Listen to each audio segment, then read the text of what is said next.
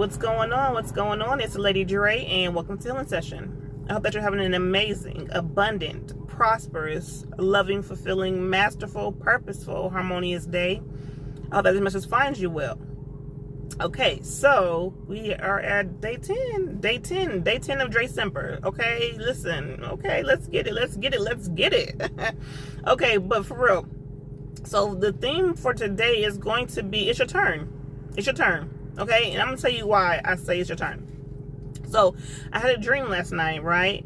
And in the dream, there's 3 parts to it, but if this message resonates for you, then it's for you, okay? That's just as simple as that, okay?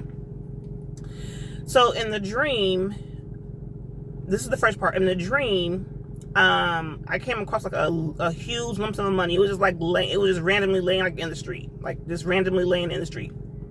I was like, okay, that's weird. And at first, you know what I'm saying, like if you see that kind of money, like it was like a nice stack, like a big stack, like, you know what I'm saying, like a block of money, right? So I'm like, okay. So and it's in the street. I'm like, okay. So of course, you know what I'm saying, in the dream, I'm like looking around like, okay, like where did this come from? Is somebody going to just jump out and be like, oh, that's mine, or oh, pranking, whatever, you know what I'm saying? So I look around and, you know, I take the money, okay? So that's 1, okay? So then 2, as we leave, we head into the gas station, right? Now, granted, somebody was with me at the time where I found the money, right? And the interesting thing is because I found the money and I split it with this person, right? So I split with the person.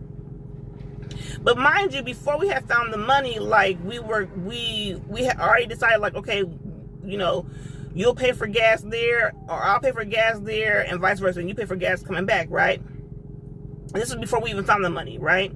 And so we found the money, so I was like, I'm gonna split it with you, you know what I'm saying? We together, I'm gonna split it with you.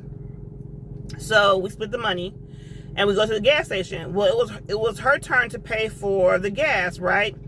And typically, it's so interesting because when I have it, or if I'm like, you know what I'm saying, or not even when even sometimes when I don't have it, I'm just always so giving, right? I'm just always like, oh, I'll take care of it, or I'll pay for it, all, you know what I'm saying? That's how I am. But even in that moment, it was kind of like, no, like you literally just gave this person some money, like they were already supposed to, you know what I'm saying, pay for their half coming back. So again, be mindful of you overgiving. Okay, so that's 2. And then the third part was, so when I go into the gas station, and because she gives me the money to, you know what I'm saying, pay for the gas or whatever, I go into the gas station, and there's another lady like kind of standing to the side, but she's not really in line, but I'm in line, right? I'm in line. And you know how sometimes gas stations, they may have like 2 or 3 different associates like that, you know, that can come and ring you out or whatever. And so sometimes people will even kind of make their own line to kind of, you know, either bypass the people that's already in line, or kind of just, you know, again, you know, sometimes people be just thirsty, you know what I'm saying? And if they can get away with it, they're going to get away with it. You know what I mean? So the lady kind of standing to the side, and she knew that I was in line, right? And so the cashier's like, okay, you know, I'll take who's next. And so she was kind of itching to go towards the cashier. And so, of course, I'm stepping up because I'm about to say something. And I didn't have to say anything because the cashier was like, no, she's next. Like, no, she's next.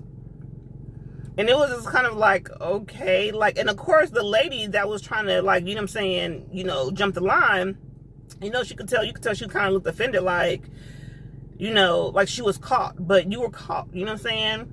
And so that was 3, right? So what I gathered from all of that was, what's interesting about the dream is that, like I said, you're about to come into some kind of abundance, right? And it's gonna come out of nowhere.